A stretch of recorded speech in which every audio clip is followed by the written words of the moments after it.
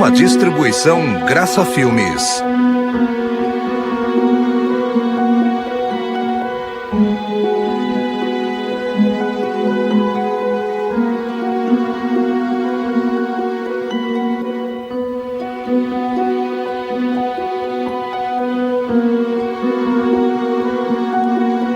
O Encontro Perfeito. Versão brasileira, Estúdio Gábia, São Paulo.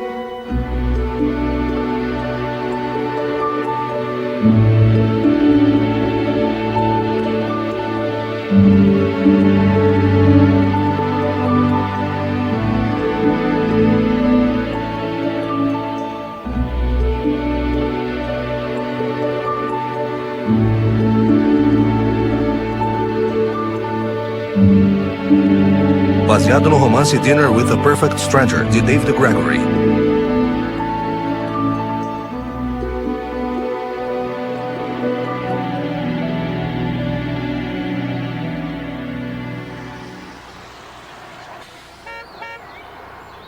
Sarah, o ônibus chegou. É melhor você ir logo. Você só tem 3 segundos. Calma, já tô indo.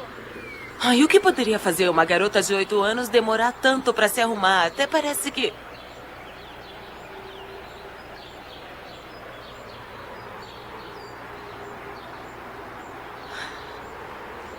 Sarah, agora! Eu tô bem aqui. Aqui está, meu bem. Seu sanduíche sem mostarda e uma surpresa de sobremesa. Quer dizer uma maçã? Surpresa! Agora pega o seu pijama, sua lanterna e não vai responder mal pra mãe da Stephanie, mesmo se ela fizer isso. Não vou responder. Divirta-se. Sabe o quanto a mamãe te ama, né? Eu também te amo, mamãe. Agora, abraça o seu pai. Tchau, pai. Te vejo amanhã. Amanhã? O que aconteceu com essa tarde? Matt, eu já te falei 3 vezes. Ela vai acampar esta noite. Ah, então divirta-se, querida. Então, provavelmente você também se esqueceu que, como a Sarah não vai estar, eu pensei que seria bom se a gente se encontrasse no Pepino para jantar. Você lembra? Como se fosse um encontro. Ah, essa noite não posso, querida. O Tim tem um ingresso extra pro jogo do Cubs às 7. Jogo do Cubs? Né? E quando surgiu isso? Ontem. Meu pai conseguiu ótimos lugares. Matt! Eu não te vejo há uma semana. Claro que você me vê. Claro que eu vejo quando você chega às 8h30 exausto e fedendo a gordura. Amor, eu sou um vice-presidente. Você sabia que isso ia significar mais tempo? Então eu tenho o dia inteiro pra me preparar pra uma sexta-noite sozinha. Por que você não sai e encontra umas vizinhas? Elas vivem te convidando pra sair, você que não vai. Claro, coisas de igreja. Elas me convidam pra fazer coisas de igreja. Ah, isso pode ser divertido. Ah, é?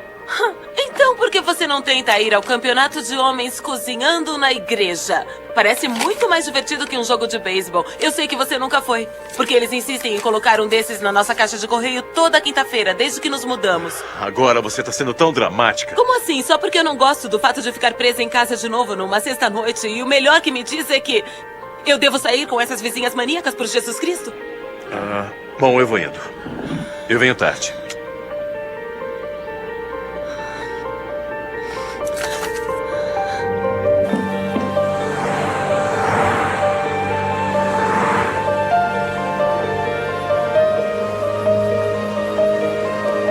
A construção da Avenida Michigan. E agora, previsão do tempo, hein? Em Moisés e a sarça ardente, Deus chamou para Moisés e disse: Eu quero de você. Gatos e perros.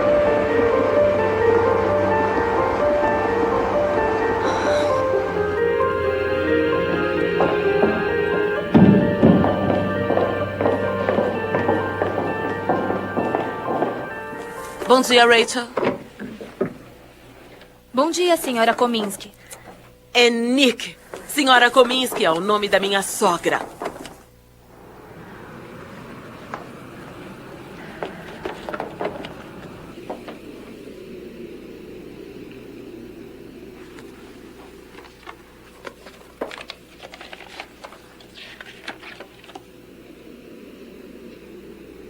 Você foi convidada para um jantar com Jesus Cristo, restaurante Pepino, 23 de maio, sexta-feira, às 19 horas. Pois não? Rachel, você pode vir aqui, por favor? Eu já estou indo. Pois não? Sabe como isso veio parar aqui? Eu não vi ninguém entrando aqui. O que é? Parece algum tipo de piada. Pepino. Ah, é bom saber que Jesus tem bom gosto.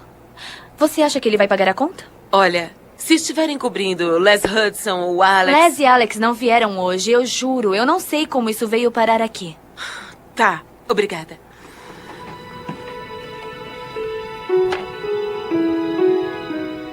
Não, tudo o que diz é... Você foi convidada para um jantar com Jesus Cristo no Pepino às 19 horas. Eu acho que um de nossos vizinhos religiosos fanáticos invadiu meu escritório na noite passada e deixou aqui. Mãe, você não conhece essa gente. Eles estão atrás de nós desde que... espera um minuto.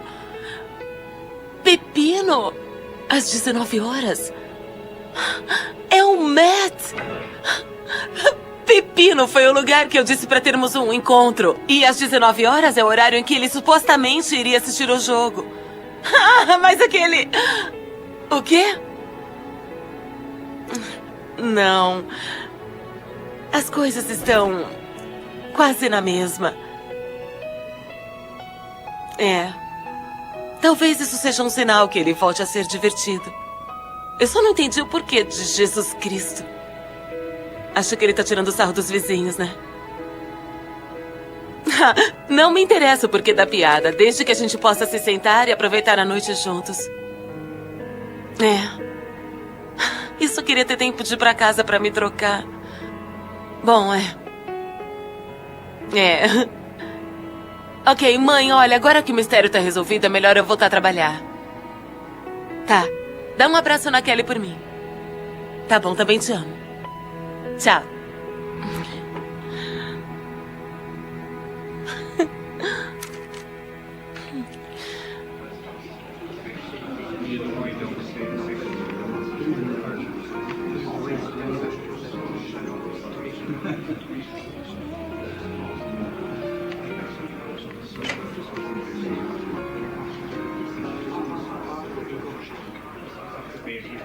Boa noite. Eu posso ajudá-la? Não. Quer dizer, sim, eu vim encontrar uma pessoa. E qual é o nome? Kominsky. Por aqui, senhora Kominsky.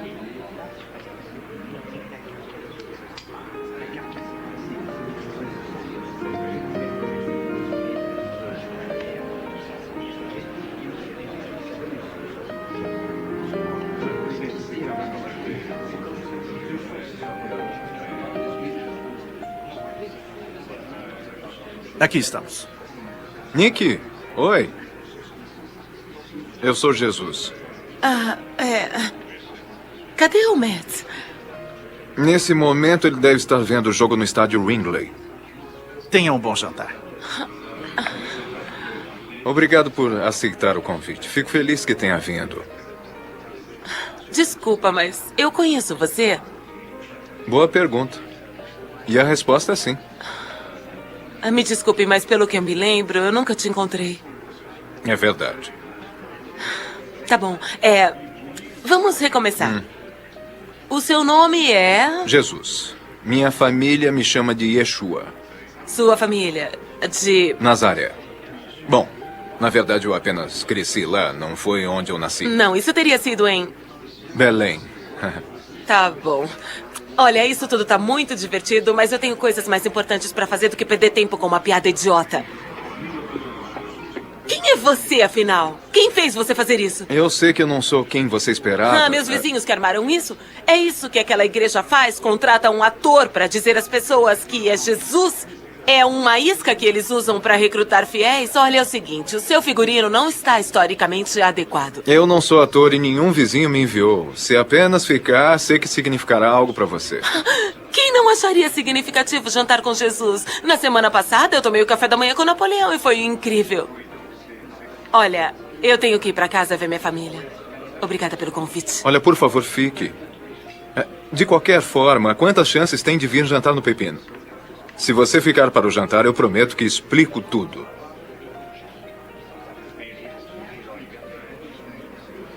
Olha, saber de uma coisa? Esta noite eu fui trocada por um jogo de beisebol. E eu fiquei pensando nesse jantar o dia todo. Mas se você tentar qualquer coisa, eu juro. Já que- escolheu o vinho, senhor? Eu vou deixar que a minha amiga decida. Aceita um vinho?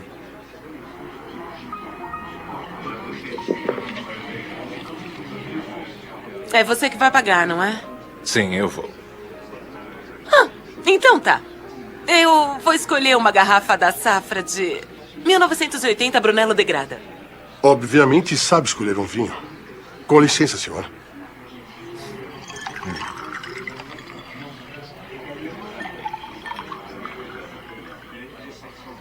Obrigado, Carlo.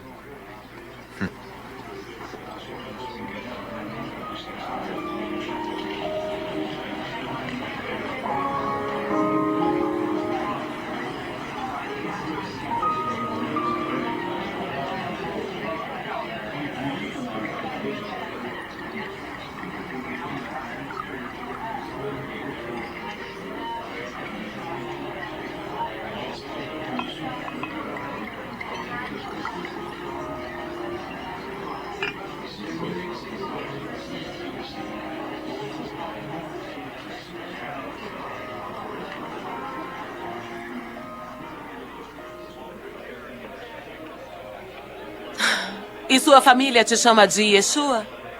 É, a maioria sim. Meu irmão Tiago me chama de outras maneiras. Consegue transformar esse vinho em água?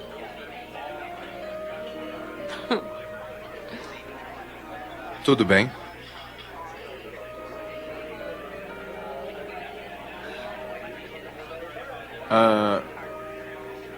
A minha amiga aqui disse que prefere um copo d'água ao invés dessa taça de vinho. Certamente, senhor. Ah, não se incomode. Muito engraçado. Obrigado, Eduardo. Desculpe o incômodo. Sabe o primeiro nome de todos os garçons daqui? Sei.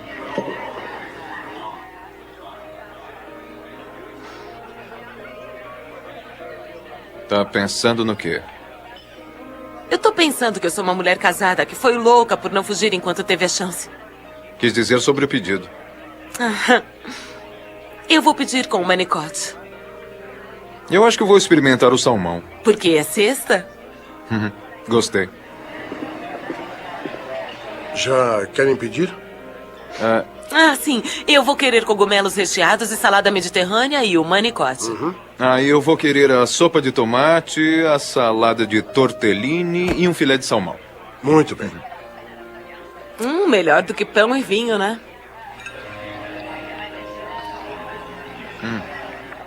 Então, me conte sobre sua família.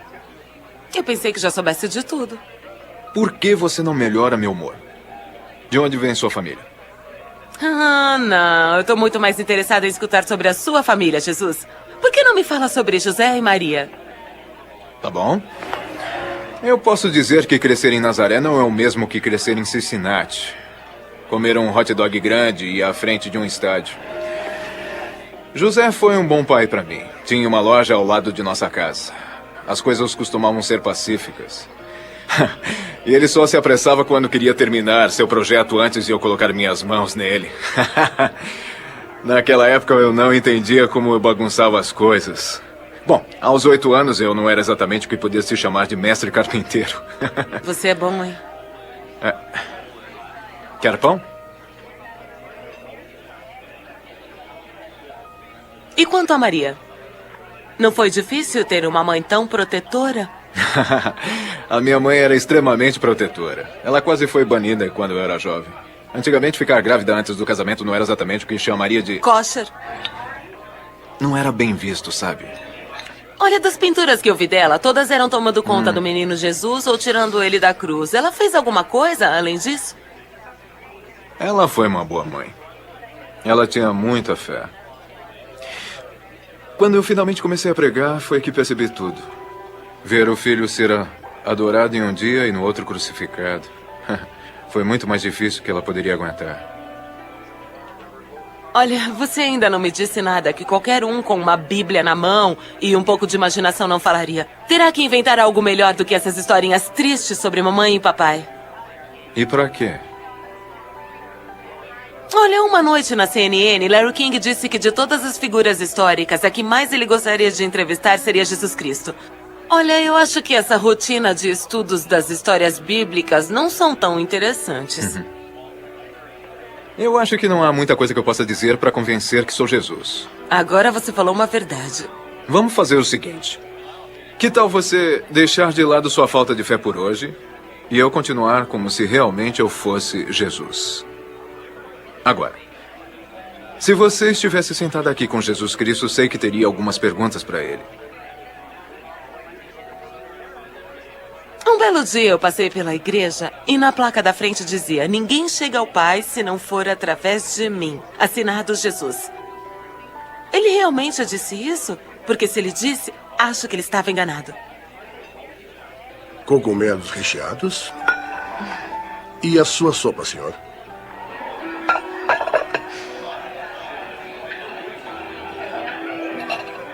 Você não vai me pedir para fazer as preces, vai?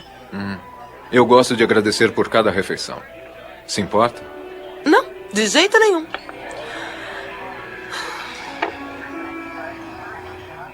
Pai, agradeço por sempre nos oferecer força e amor. É só isso? Desculpa, tem algo que queira dizer? Não, acho que isso basta.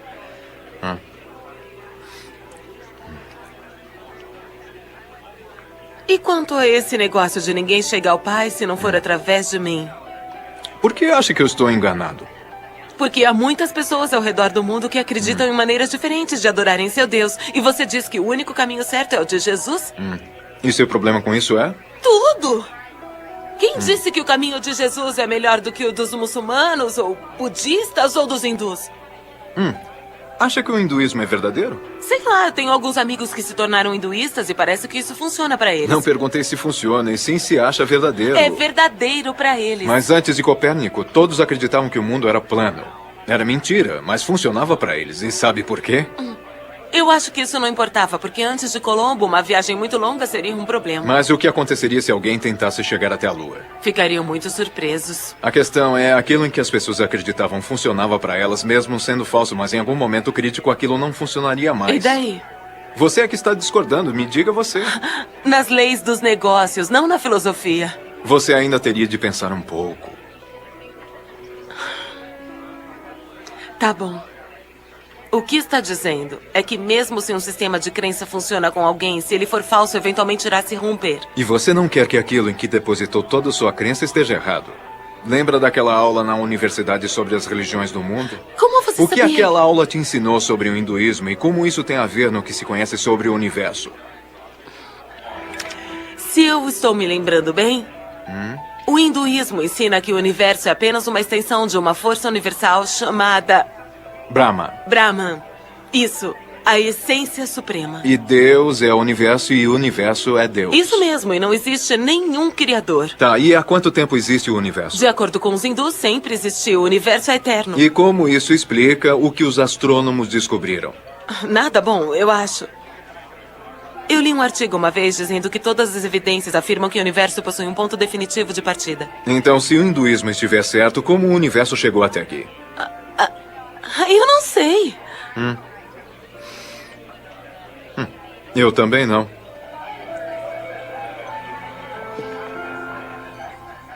Ah, então tá. Que tal algo mais próximo ao cristianismo, como o islamismo? Os muçulmanos afirmam que adoram o Deus da Bíblia. Quem pode dizer que a versão deles está errada e a de Jesus está certa? Bom, isso depende se Deus realmente falou ou não com Maomé. Há várias maneiras de seguir o ensinamento de um homem. Então pode-se dizer o mesmo do cristianismo. Tudo depende se Deus realmente falou ou não com um homem. Não, a Bíblia tem cerca de 40 autores e passou 1.500 anos passando sempre a mesma mensagem. Mas quem disse que Deus não falou com Maomé? Bom, se falou, ele cometeu alguns erros. Como o quê? Para começar, Maomé diz que nunca fui crucificado. Os anjos me salvaram e me levaram ao paraíso. Você quis dizer Jesus. Foi o que eu disse. Talvez Maomé estivesse certo. Não.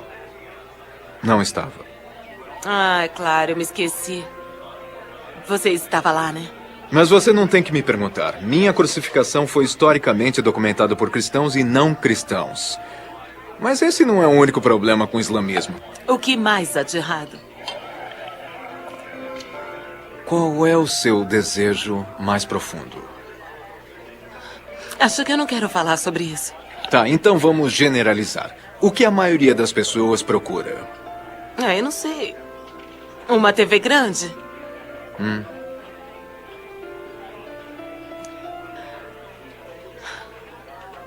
Eu acredito que o maior desejo das pessoas é serem amadas. Eu não quero ser muito inconveniente, Nikki. Mas na sua experiência de vida, alguém já conseguiu suprir essa necessidade de ser amada? O Matt é um ótimo marido. Não foi isso que eu perguntei.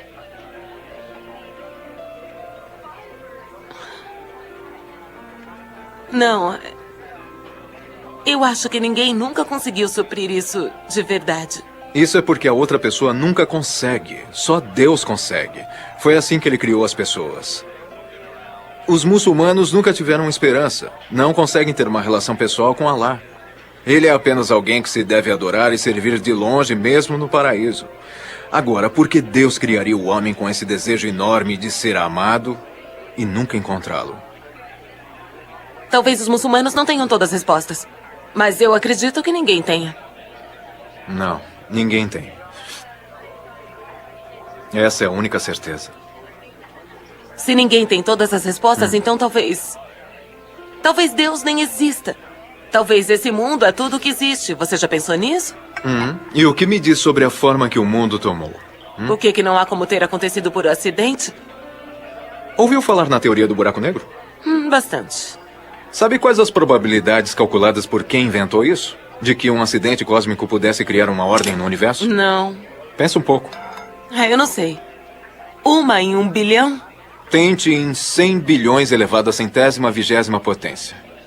E isso não é só sobre o universo. Ele não levou em conta a vida biológica também. Tá bom, então você conseguiu achar alguns buracos nas outras religiões. Quer saber? Pra mim, parece que toda religião, inclusive o cristianismo, seguem rotas diferentes para o mesmo caminho. Quer dizer, todos procuram por Deus. Sério? Você procura?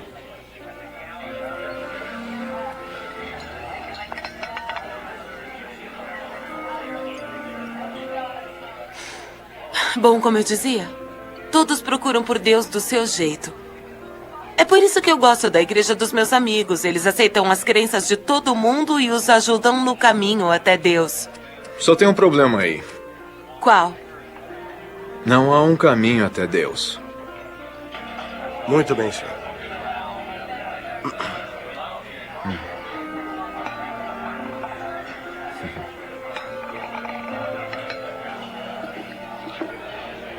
Quer um pouco de tortellini?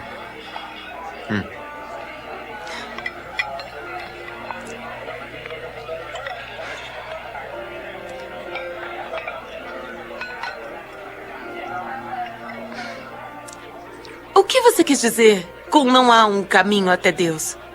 Toda religião diz que ensina o caminho até Deus. Há um caminho, só que não é uma trajetória. O que eu quero dizer é que uma trajetória é algo que se faz por conta própria até alcançar seu destino. Mas não é como trilhar seu caminho até Deus. Essa trajetória não existe. Espera um pouco, a religião é exatamente sobre isso. Tentar chegar a Deus. Como você pode dizer o contrário? Teve problemas quando criança? Você tá mudando de assunto? Eu já volto nesse assunto. Eu acho que esse lugar não fica aberto tempo suficiente pra eu poder te contar todos os problemas que eu já tive. Foi tão ruim assim? Me conte os piores. Uma vez, quando estávamos de férias, eu derrubei um milkshake no chapéu da minha irmã. Desculpa. E o que o seu pai fez? Bom, ele parou o carro, me colocou sobre seu joelho e me deu a maior surra que eu já levei. Então só o seu pai batia em você. Minha mãe só gritava com a gente. Mas ele não batia sempre. Por que não? Bom, porque não devia ser sua maneira de resolver as coisas. Ele era mais do tipo que tentava fazer com que entendêssemos que o que fizemos foi errado e pedir desculpas pra outra pessoa, principalmente se fosse a mamãe. Então seu pai e Deus tinham algo em comum. Como assim? Bom, Ambos se focaram em consertar relacionamentos. Seu pai fez com que admitisse que tinha machucado alguém e fez você se desculpar. Ele queria que você consertasse esse relacionamento. Acho que eu nunca pensei assim. E é exatamente o que acontece com Deus. Ele não está interessado se as pessoas fazem o certo para ele, pois elas possivelmente não poderão fazer. Deus criou as pessoas para que elas se relacionassem com ele para aproveitar o seu amor. E por que não fazem isso? Porque os homens rejeitaram Deus e romperam seu relacionamento. A esperança de Deus, ou o jogo se quiser chamar assim, é que isso tudo volte como antes. Agora, me fale. Quando Sarah faz algo de errado, quantos pratos ela precisa lavar antes de receber um carinho seu, por exemplo? Nenhum. E quantos 10 ela precisa tirar na escola? Isso é bobagem. Por quê? Porque ela não precisa fazer nada. Ela é minha filha. Você entendeu.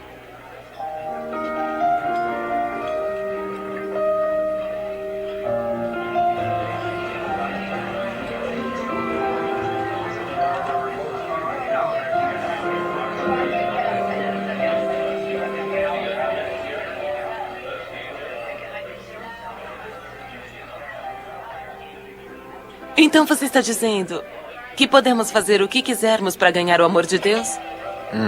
Mas vim. Por favor. Voltando aos muçulmanos, que tentaram ganhar seu caminho até o paraíso.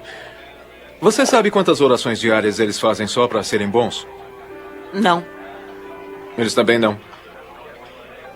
Eles nunca sabem se já foi o bastante rezar, jejuar ou doar aos pobres. Pode perguntar a eles. Mesmo? E os hindus não sabem quantas vidas são o suficiente para alcançarem seu verdadeiro karma. Mas o cristianismo não é diferente, quer dizer, ninguém pode realmente afirmar se foi bom o bastante para entrar no paraíso. Isso podem saber com certeza. A resposta é não. Eles não podem. Ninguém é bom o bastante para entrar no paraíso. Mas está dizendo que fazer tudo isso, como respeitar os 10 mandamentos e não mentir por imposto de renda, não o mandará para o paraíso? Desculpa. Exato. Respeitar os 10 mandamentos não te mandará para o paraíso. Então por que eles respeitam? Olha, isso é um grande benefício sem dores. A rebelião do homem contra Deus é como uma grande fenda na moral do universo, com Deus de um lado e todo o universo do outro. E não há como você alcançar o outro lado. Por que não? Porque não conseguimos consertar esse rompimento.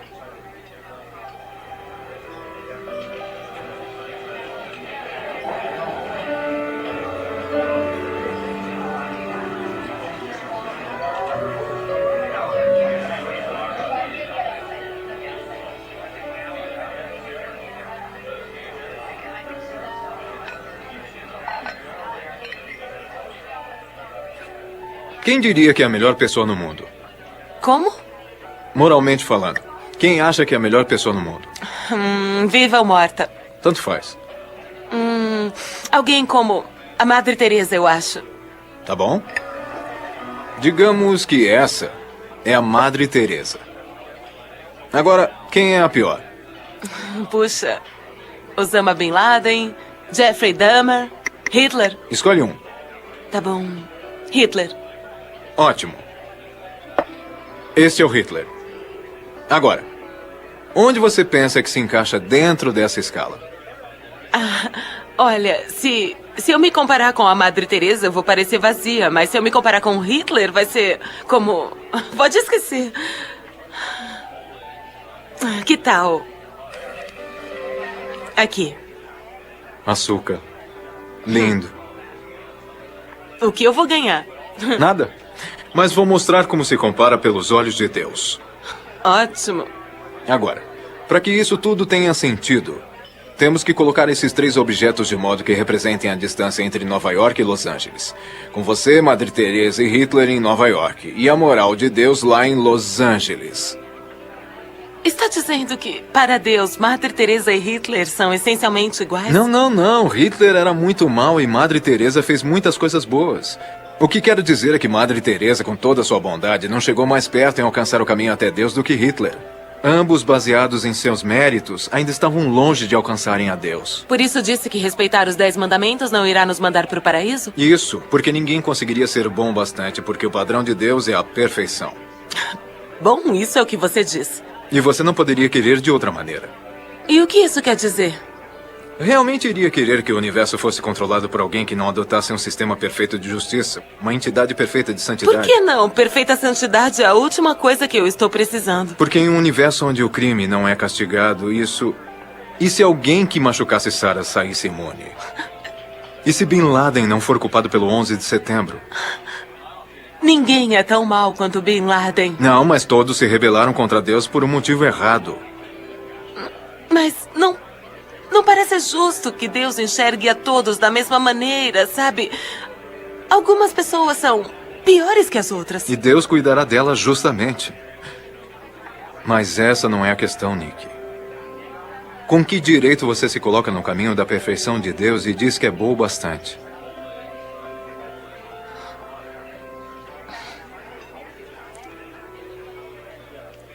Mas pensei que Deus fosse piedoso. E com essa justiça perfeita, você afirma que Deus não pode perdoar ninguém. Deus perdoa mais do que tudo. Deus quer perdoar as pessoas para que voltem para Ele. Mas a vontade de perdoar de Deus não supera seu senso de justiça. As pessoas têm que pagar por quebrarem as regras de Deus. E a pena é a morte. Então, o que deve acontecer para que Ele nos aceite de volta? Deus tem duas opções. Ou ele deixa com que as pessoas paguem por seus próprios erros. Pelos quais você já disse que não podem. Isso, não há como eles se separarem deles para sempre. A outra opção de Deus é tomar a pena de morte para ele mesmo. Como ele pode fazer isso? Ele é Deus. O Criador é sempre maior do que a criação. E para que o Criador tome a pena de morte para ele mesmo, isso iria satisfazer a justiça perfeita. Mas se ele já é perfeito e sagrado, por que ele iria querer fazer isso? Digamos que, quando Sarah estiver com 20 anos, ela ande com uma turma má e fique viciada em heroína. Está me mostrando um retrato muito animador, Jesus. Apenas me escute. Ela mata alguém sob o efeito das drogas e é sentenciada à morte. Você tomaria seus pecados se pudesse? É claro que sim. Por quê? Porque eu a amo. E ela tem a vida inteira pela frente para se endireitar e ser feliz. Não acha que Deus ame tanto você quanto você ama a Sarah? Talvez. Na verdade, eu não sei. Eu sei que Deus quer você com Ele. E é por isso que me encontrei com você. Verdade? Mas você foi naturalmente separada de Deus pelas coisas más que faz. E para que valha a pena, a sua punição tem que ser paga antes que esteja com Deus. Deus tomou sua pena para Ele mesmo. E Ele morreu para pagá-la. Então, qual é o truque? O que ele quer de mim? Que confie nele. E acredite no fato que ele morreu para pagar sua pena. Mas ainda tem uma coisa me confundindo. A Bíblia diz que Jesus morreu na cruz, não Deus.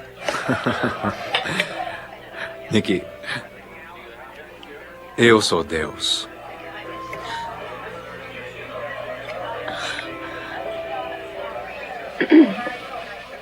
Pode me dar licença, por favor?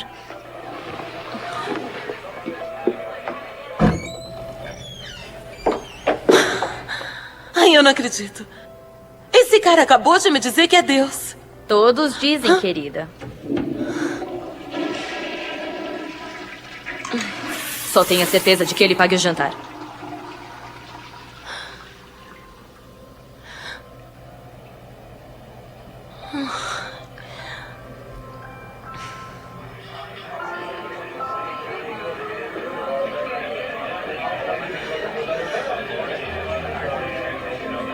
Saída.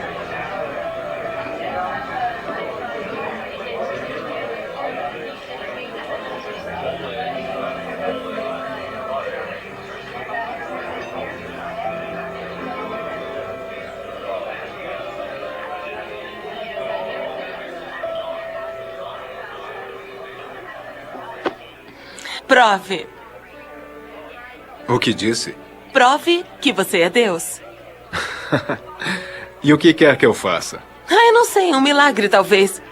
Você nem conseguiu transformar o vinho em água. Presumiu que eu não podia. Tá dizendo que poderia, mas escolheu não fazer. E se eu tivesse feito? Bom, teria conseguido a minha atenção. E então o quê? Eu gostaria de experimentar esse bolo de morango. Só me traga um canole. Você tem problemas em acreditar que Deus pode se tornar um homem. Você não teria? Talvez. Depende do que espero de Deus. Eu não espero que ele se vista como alguém que saiu do trabalho em Merrill Lynch. Acho que também não. E pra ser honesta, eu não acredito que Deus peça para as pessoas darem um salto de fé acreditando que ele exista. Você está certa. Deus sempre fornece a prova antes de esperar pela fé. Então qual é a prova de que Jesus foi Deus? A prova é o que Deus disse aconteceu. E quando ele disse isso? Já leu algo que um profeta disse? Já, eu li alguma coisa do Nostradamus, mas elas nunca... São profecias verdadeiras, Nick? Tá bom. Um cara que eu namorei quando eu era caloura conseguiu que eu entrasse nos estudos bíblicos e eu... lembro de uma aula em que diziam sobre os profetas que previam sobre a vinda do Messias, mas... eu não me lembro de nada dizendo sobre ele ser Deus. Isso porque estava obviamente mais interessado no Tommy do que nos estudos bíblicos. E como sabe disso? Porque eu estava lá. Tudo bem. Os profetas previram que o Messias nasceria de uma virgem em Belém, blá, blá, blá. E descreveram a crucificação. É isso aí. E você não acha que isso foi uma grande previsão? Prever o meu nascimento 700 anos antes que acontecesse? Disseram que um homem seria crucificado muito antes de existir a crucificação. Mesmo assim, isso tudo não significa que Jesus era Deus. Você assistiu aquele especial que o Peter Jennings fez sobre Jesus histórico? Eu sei de qual você está falando. Então, nele diz que Jesus nunca disse ser o Messias. Muito menos o próprio Deus. Diz que ele lutava contra sua identidade e foi morto por razões políticas. O Sr. Jennings só estava preocupado com a exatidão. Na verdade, eu perdoei os pecados, aceitei a adoração, curei os doentes, ressuscitei os mortos, demonstrei meu poder sobre a natureza. Disse que eu existia antes de Abraão, e sou eu com o Pai, e sou eu quem dá a vida eterna. Quem esse parece ser para você? Só porque você se diz Deus, não significa que seja. Não, mas também não sou apenas um líder religioso. Você tem apenas 3 opções.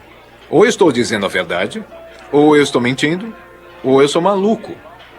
Bons líderes religiosos não afirmam serem Deus. As pessoas distorcem a verdade simplesmente porque rejeitam essa prova que é dada para elas. E que prova é essa? Que eu ressuscitei dos mortos.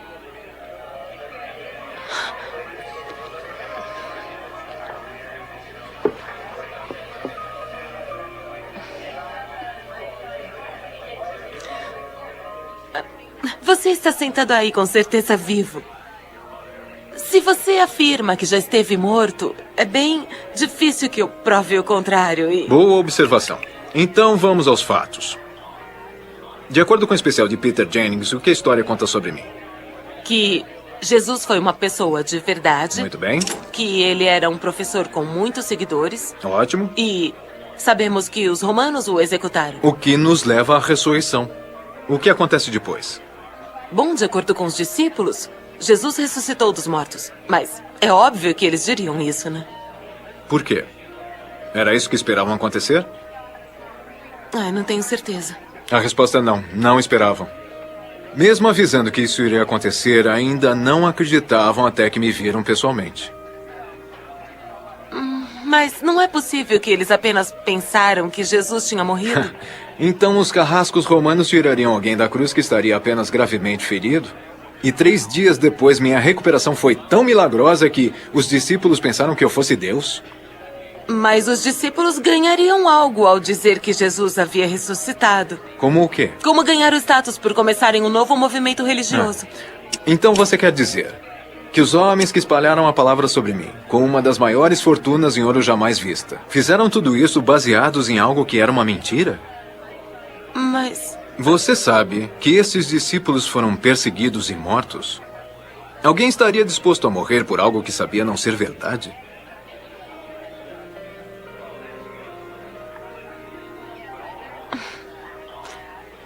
Mas escuta, e coisas como as cruzadas, a caça às bruxas e as guerras entre os protestantes e os católicos, não parece que seus seguidores estão querendo cortar a garganta um do outro?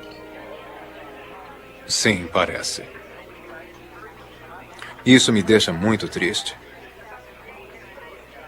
Essas pessoas não são totalmente religiosas. Elas nunca confiaram em mim. Nem chegam perto das pessoas que deveriam ser.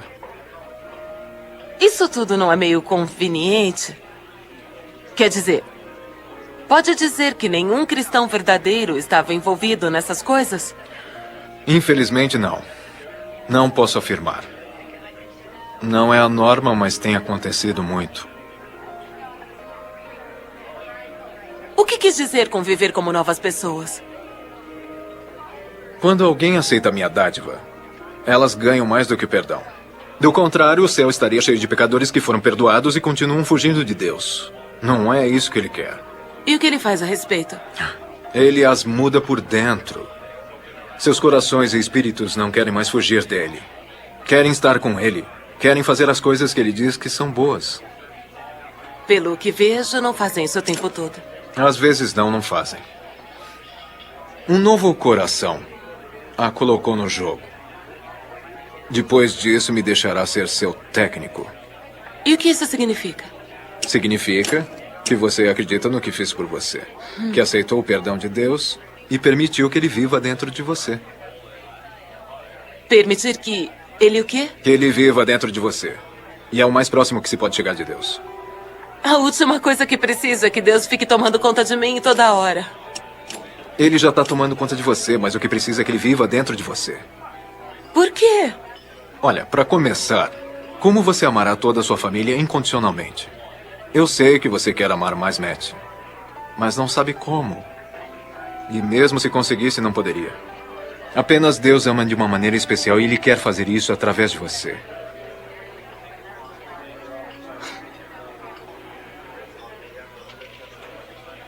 Eu juro que eu tentei, mas... Desde que as coisas começaram a ficar bem pro Matt, ficamos muito irritados um com o outro. Sabe essas coisas que me disse eu? Eu nunca ouvi de uma maneira explicativa antes. Eu sei. A minha mensagem ficou confusa pelo caminho. Liderança da igreja, estruturas do poder. As pessoas transformaram Deus em uma pequena fração de regras. Mas não são em regras que Deus se baseia. Dificilmente. Deus quer que as pessoas se juntem a Ele. As pessoas foram feitas para isso, para terem Deus dentro de suas vidas. Sem isso, você é como um carro novo sem motor.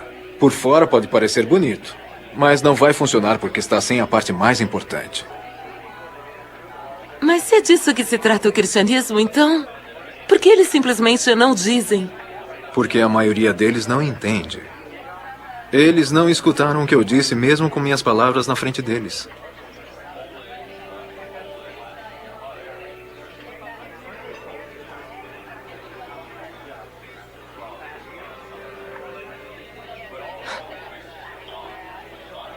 Então, onde vamos parar? Boa pergunta. Aonde quer chegar? Gostariam de um café? Sim, Sim, por favor.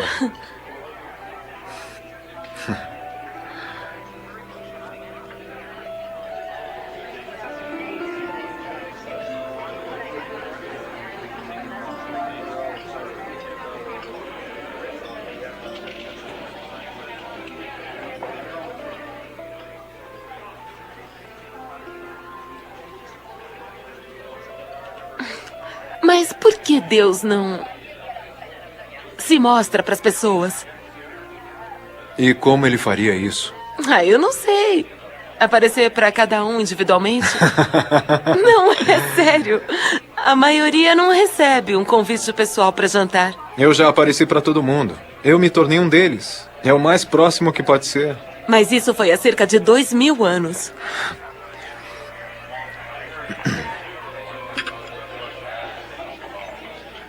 Provas visuais não são realmente importantes. As pessoas têm todas as provas que precisam. O mais importante é o coração. As pessoas serem humildes para aceitarem a Deus. Como pode dizer que as pessoas têm todas as provas que precisam? Bem, a criação mostra que Deus existe. Os cientistas entendem muito mais agora do que sabiam antes. Eu vim para mostrar como Deus se parece. E em cima disso está a mensagem da Bíblia. Falando na Bíblia, me fale sobre as contradições. Quais delas?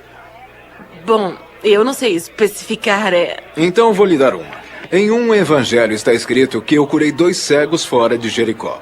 E no outro diz que curei apenas um. Então, aí está. Me diga uma coisa. Outro dia no trabalho, enquanto contava a Leslie aquela história sobre o que aconteceu entre você e o Matt a caminho do cinema, vocês dois ficaram sós naquela noite? Não, sim, o amigo do Matt estava com a gente. Então por que deixou esse fato de fora? Por quê? Não era relevante para a história que eu estava contando.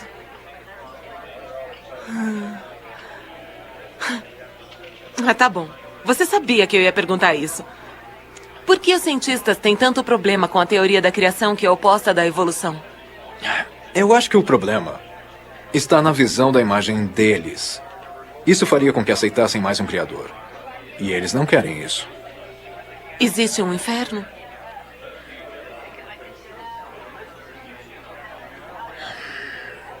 Existe.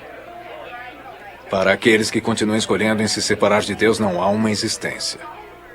E não é uma existência que você deseja. Por que ele manda as pessoas para lá? O Pai oferece o perdão para qualquer um que quiser aceitá-lo. Às vezes, as pessoas escolhem ficar separadas dele. E ele respeita essa escolha. Por que você não faz com que todos vão para o céu? Eles seriam mais felizes lá. Porque o amor não força os relacionamentos. Olha, se de algum jeito você tivesse forçado a Matt se casar com você, não teria sido amor. Deus criou as pessoas com a habilidade de escolher livremente e respeita as escolhas delas.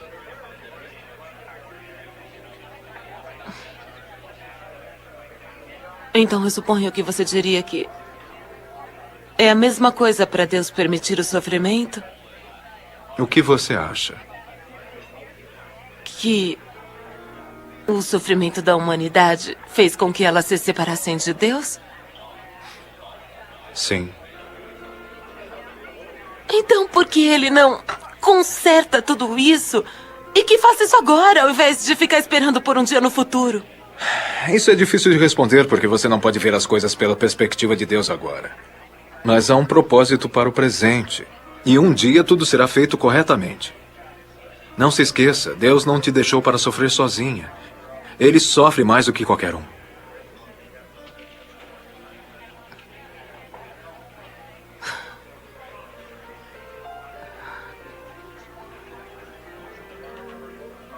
Ainda está brava pelo seu pai?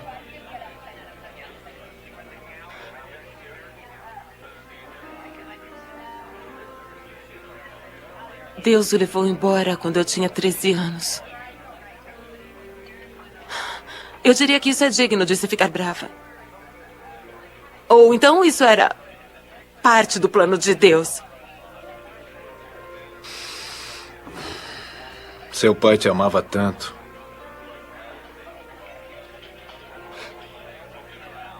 Costumávamos fazer tudo juntos. Jogo dos Reds Spangles. Ele era o técnico do meu time de beisebol. Quando minha mãe se divorciou dele, mudamos para o outro lado da cidade.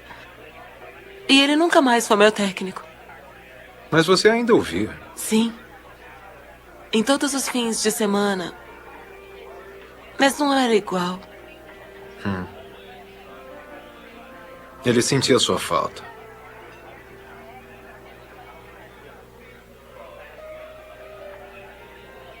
Eu sei. Você não sabe o quanto seu coração estava machucado. Ele quase te perdeu por isso.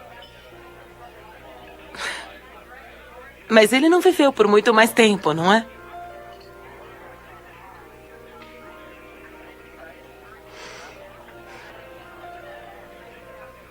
Não. Não viveu. Isso pode não parecer verdade. Mas eu fiquei de coração partido por vocês dois. É, tem razão. Não parece ser de verdade.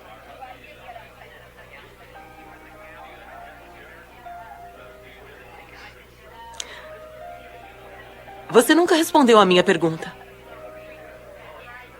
O divórcio dos meus pais e a morte do meu pai foram parte do plano de Deus?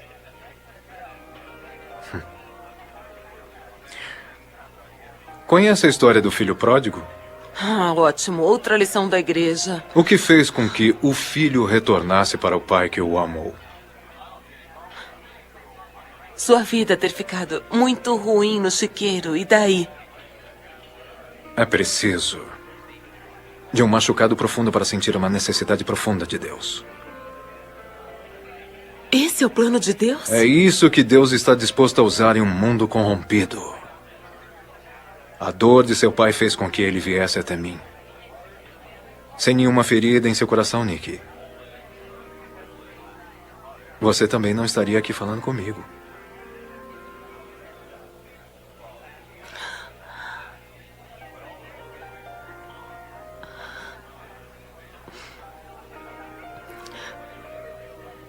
Como eu gostaria de dizer que tudo faz sentido.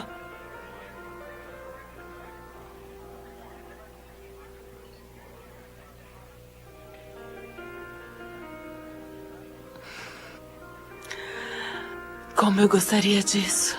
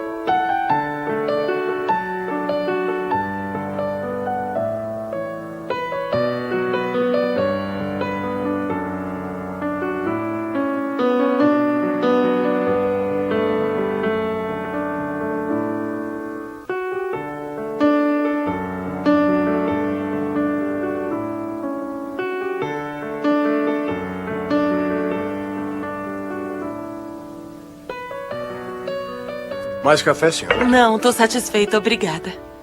Acho que já vamos pedir a conta. Muito bem, senhor. Até eu não gosto disso. Deus não gosta de gravatas. Eu vou anotar isso para usar no futuro.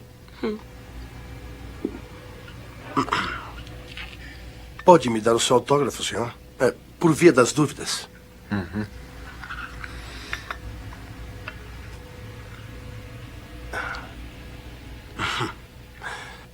Muito obrigado, senhor. Obrigado você, Eduardo.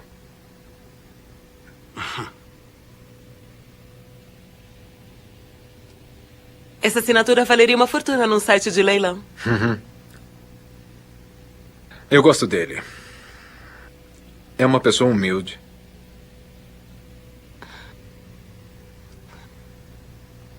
Você ficou falando o tempo todo do dom da vida eterna. Como é o paraíso? Um paraíso é um lugar muito legal.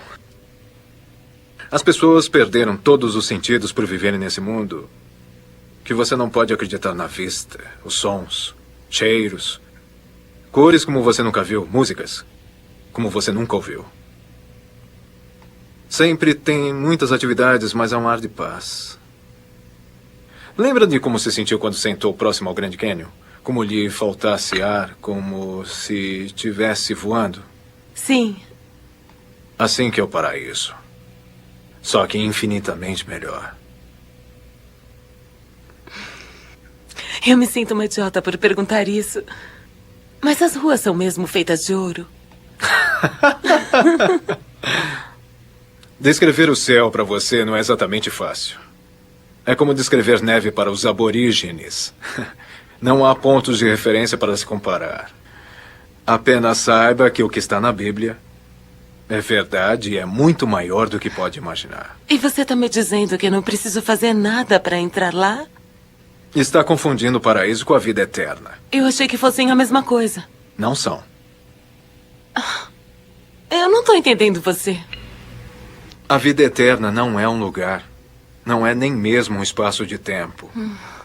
Eu sou a vida eterna. O Pai é a vida eterna. Acho que ainda não entendi. Assim como Deus é a fonte de toda a vida física e também de toda a vida espiritual. Olhe dessa forma. Deus fez seu corpo necessitar de comida, ar e água. E o que acontece quando se tira essas coisas? Você morre. Isso. O mesmo acontece com seu espírito. Deus criou o seu espírito para ser unido a ele. E sem isso, ele morre. Seu espírito não tem vida eterna. Então, quando você diz que o Pai me oferece a vida eterna... Ele está oferecendo a si mesmo. Então, o que é o paraíso? O paraíso é o lugar de onde vim. Mas as pessoas não vão para o paraíso até morrerem. Verdade. Mas você pode ter a vida agora mesmo. A vida eterna não começa quando você morre, e sim a partir do momento em que começa a confiar em mim. E é aí que eu começo a viver dentro de você. Você e eu. Eu, o Espírito Santo. Sabe, eu nunca entendi o lance da Trindade. O Pai, o Filho, o Espírito Santo. Junte-se a todos. Não era para você entender. Está dizendo que eu não sou capaz de entender? Estou.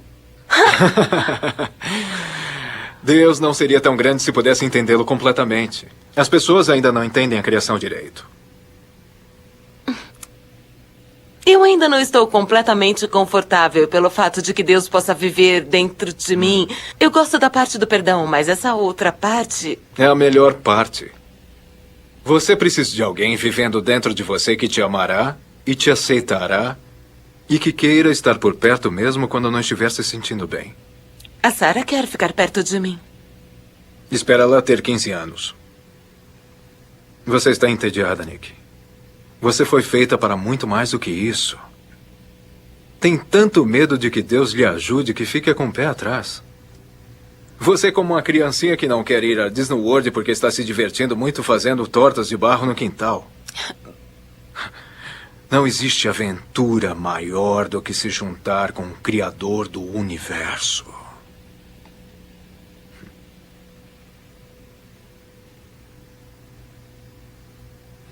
E o seu primeiro passo será deixá-lo ajudar a limpar a sujeira do seu trabalho. Alguns meses atrás você descobriu sem querer que alguns de seus parceiros estavam fraudando as receitas de sua firma. Você não está envolvida, mas sabe que sua carreira estaria comprometida se eles forem pegos. Bom, eu... Você quer sair? Por que não sai? Não posso me demitir. Sem meu salário, nós provavelmente não poderemos mais viver naquela casa e o Matt me mataria se mudássemos de novo. Há outros lugares. Talvez sem o mesmo prestígio, mas com certeza com melhores condições. Eu sei que Sarah gostaria disso. Todas aquelas horas que passou trabalhando nunca serão recuperadas com ela. Daqui a pouco ela terá 15 anos. Ai, eu sei disso, é que eu não posso fazer isso agora. Você precisa de alguém que lhe dê forças para tomar essa decisão. Porque eu sei que isso vai terminar bem. Sei que pode não parecer agora. Isso é verdade. O Matt ficaria furioso e eu ficaria brava com ele por reagir desse jeito e ele começaria... E se alguém que morasse dentro de você conseguisse amar o Matt mesmo furioso? Isso parece impossível. Não, para Deus não é.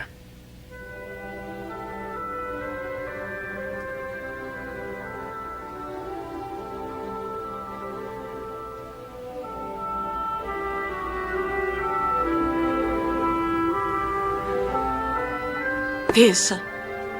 Eu pago a conta. Eu te devo uma.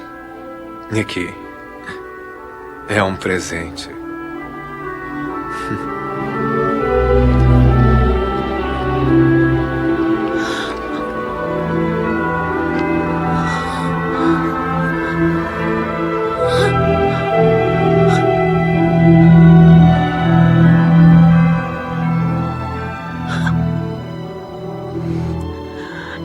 Pensei que tivessem perfurado suas mãos. Não. Fui pregado pelos pulsos. Para suportar o peso do corpo.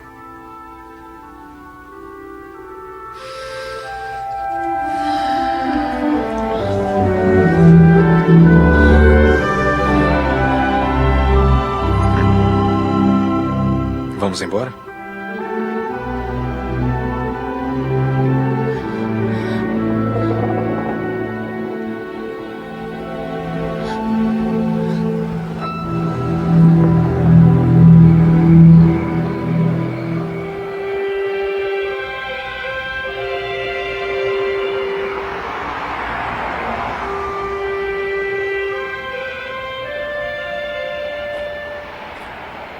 Você e o Carlo parecem velhos amigos.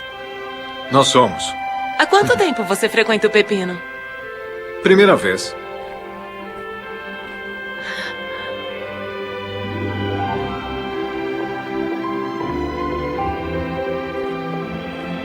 E agora a pergunta que vale 1 milhão. Com que carro você veio? Eu não vim dirigindo. Mas é claro que não. E você não me disse quem mandou o convite. Eu acho que essa era a sua ideia desde o começo. Na verdade, foi sua. Lembra-se de quando seu pai foi embora e você me pediu para contar por que aquilo aconteceu? Eu acho que não. Pois eu sim. Eu tenho planejado esse jantar há muito tempo.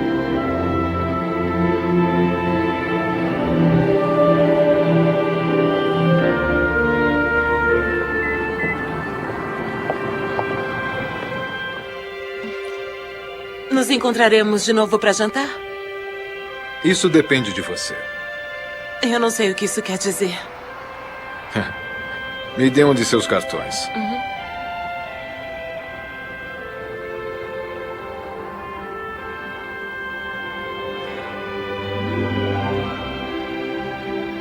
Aí está como chegar até mim. Agora vá para casa. O Matt já está dormindo no sofá. Matt? Não, mas o jogo só vai terminar lá pelas... Tim passou mal e eles voltaram para casa antes do quarto tempo. Sarah também voltou. Ela ficou assustada e a dona Emma levou para casa. Fico feliz que tenha vindo, Nick. Adorei o tempo que passamos juntos. Eu também. E lembre-se, Matt está do seu lado, só não sabe como mostrar seus sentimentos. Dê um tempo a ele e o ame. Tudo bem. E dê um abraço bem forte na Sarah por mim. Eu vou dar.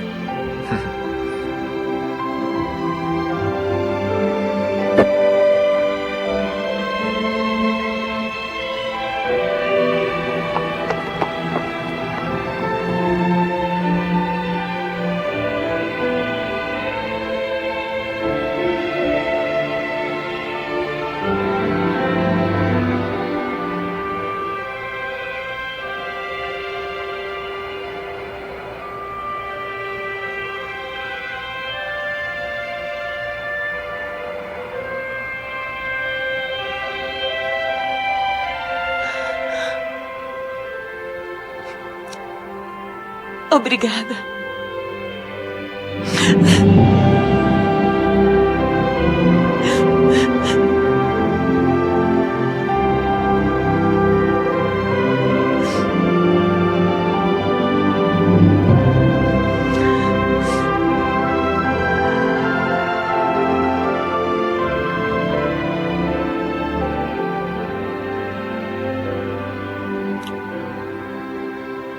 Até a próxima vez.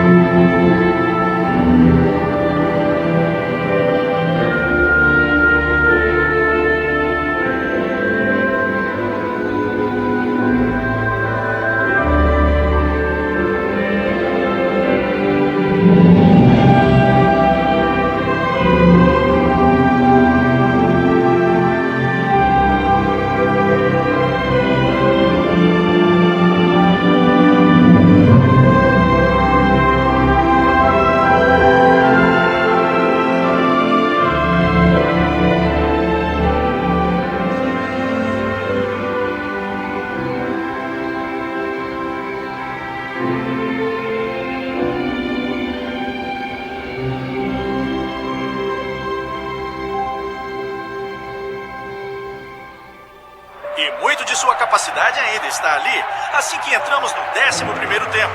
2 fora, nenhum ponto marcado até agora. Ramírez está indo agora rebater. Já é a 3ª vez nessa temporada.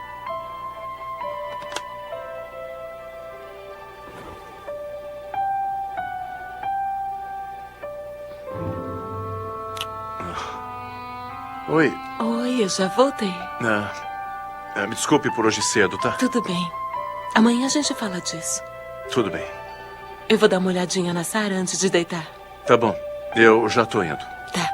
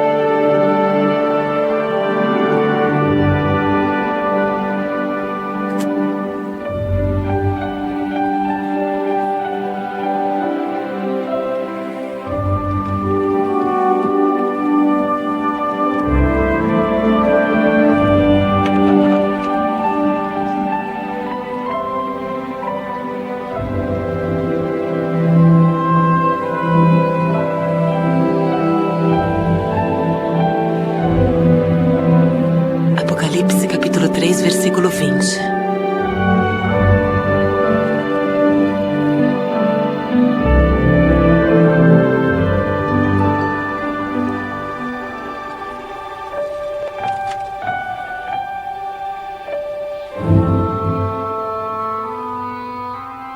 E Jesus disse: Eis que estou aqui.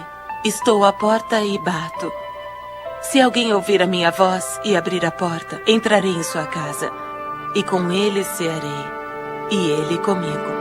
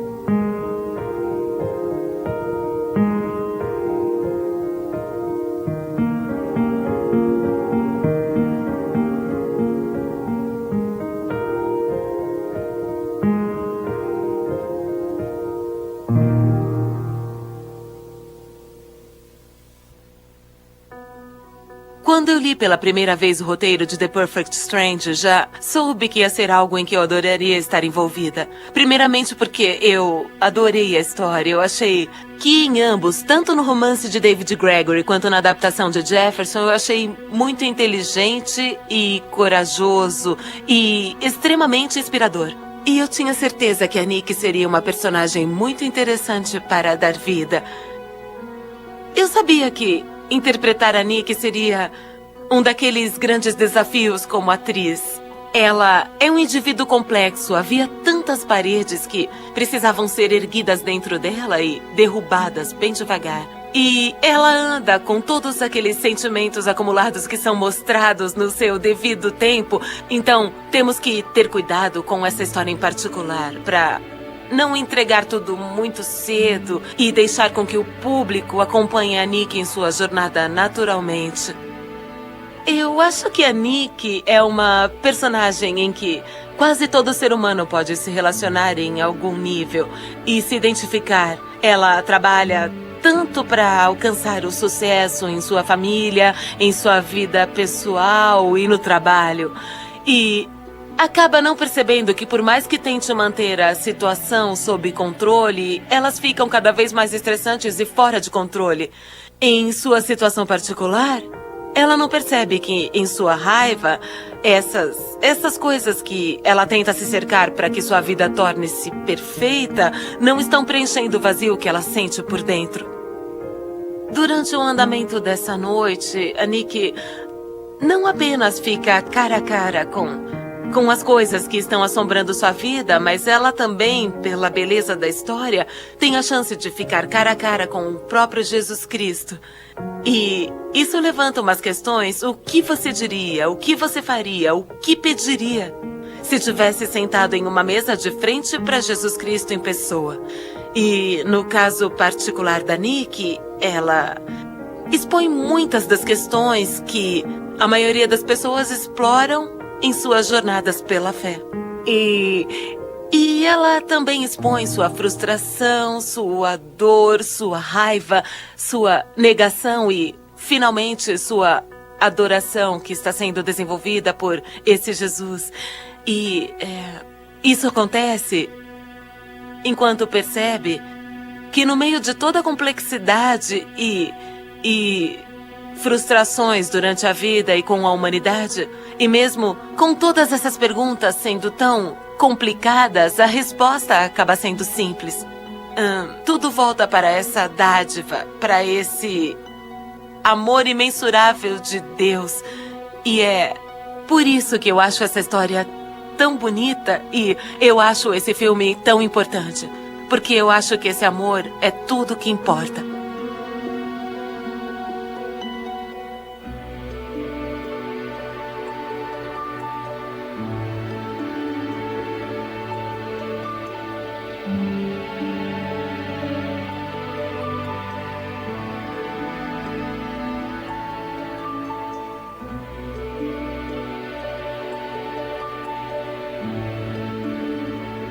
Escrevendo o roteiro adaptado do romance de Greg e também dando forma a essa dramatização de Jesus, havia muitos pontos que eu queria enfatizar para que a plateia fosse embora com eles. Um desses pontos era de que Jesus é real. E ele é quem diz ser.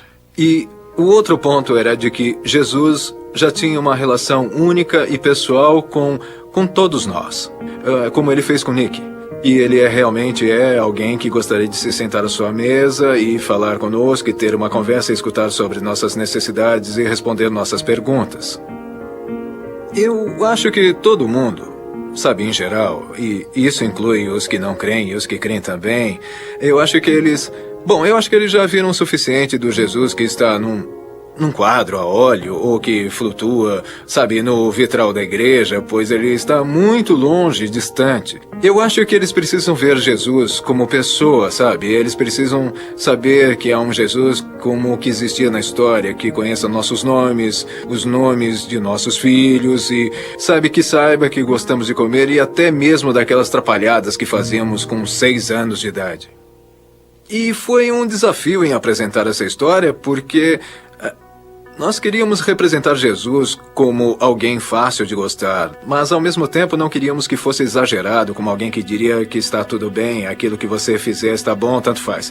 Precisávamos mostrar um Jesus que é capaz de dizer, sabe, julgamento não é a minha prioridade, mas há regras pelas quais você precisa viver. E como ele disse a Nick no filme, não são as regras que irão tirar sua graça, mas regras que te farão uma pessoa melhor. E são regras que vão te manter a salvo. E regras que permitirão que você aproveite todo o meu amor. Então, tentamos criar uma linha tênue entre Jesus, que era o nosso amigo, como também o Jesus que também é nosso conselheiro, como Jesus que nos guia, sabe? Houve outras obras cinematográficas onde Jesus se encontra com alguém nos tempos modernos. E, pessoalmente, eu sempre achei que esses filmes erram no principal porque toda vez parece que Jesus e até mesmo Deus foi um retrato de alguém que era uma boa pessoa, que fez muitas coisas boas, era muito sábio e fazia boas ações e às vezes faziam 1 ou 2 truques mágicos, mas eles nunca tocaram no ponto sobre quem eles eram. É isso que eu sempre amei nessa história, na história do filme, na que Greg escreveu no romance original. Jesus deixa bem claro quem ele é e o que significa para nós. E as respostas para as perguntas são muito pertinentes e nos dão uma explicação. Então eu acho que havia muito mais em nossa história para mostrar como Jesus define seu caso, como quem ele é e que papel nós representamos no mundo em nosso relacionamento com ele. Assim como no relacionamento que Jesus teve com a Nick na história, nós gostaríamos que as pessoas soubessem que é o mesmo tipo de relacionamento que Jesus tem com todos nós, único e pessoal. Assim como sentar numa mesa e sendo você a única pessoa de todo lugar, é assim que ele enxerga isso, sabe? E assim que ela aceitar esse conceito de que Jesus tem um relacionamento pessoal com você e que ele está concentrado em você, aí nós percebemos que ele se sacrificou só por mim. E isso faz muito sentido. Jesus, usando os termos mais simples, é o amor. E assim que as pessoas perceberem esse fato, o paraíso será delas.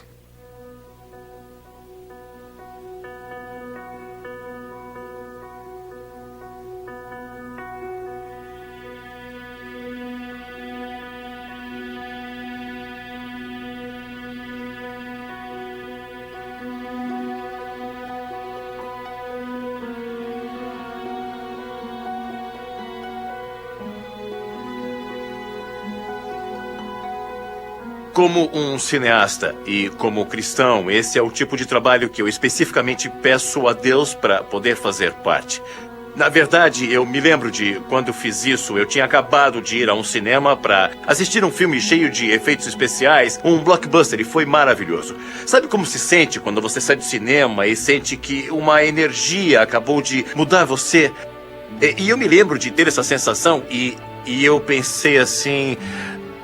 Nada está diferente. Nada mudou. Eu só assisti um filme para meu entretenimento.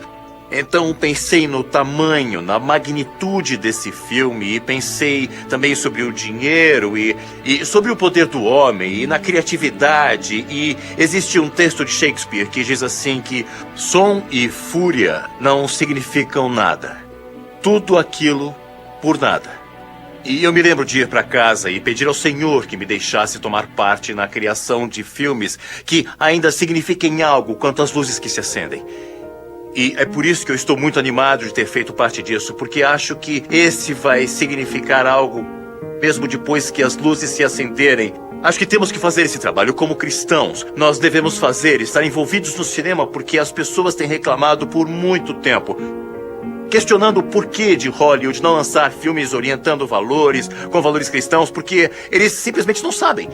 Eles não são capazes de fazer isso. Não são capazes disso. E Jesus, na verdade, nos disse que eles não são capazes.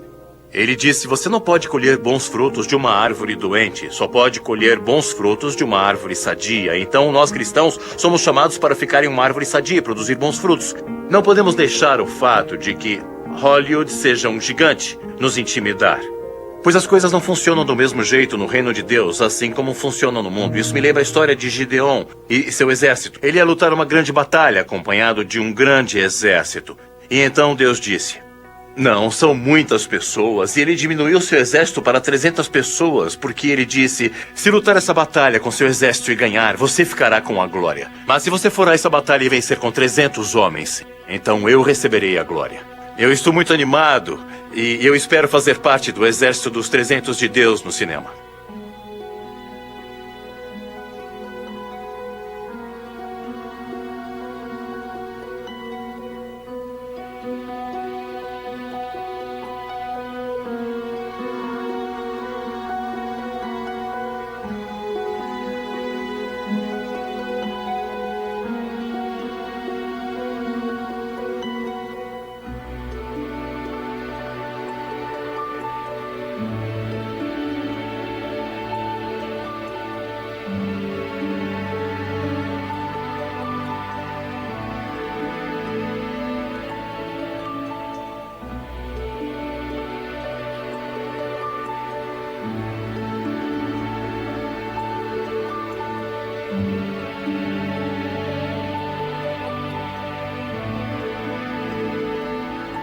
Em memória de Pat Peters, 1914-2001.